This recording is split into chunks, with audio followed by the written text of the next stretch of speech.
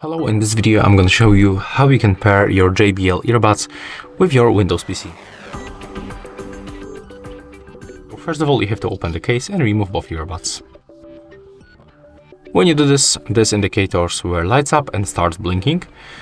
And then we have to go to the settings.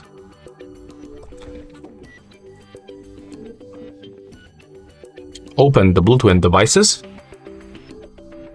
Click to add device. Select the Bluetooth device.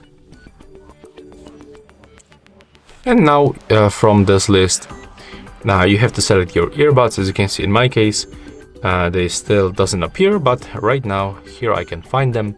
So click on them once, and as you can see right now we are successfully connected. And that's all for this video. Hope you like it.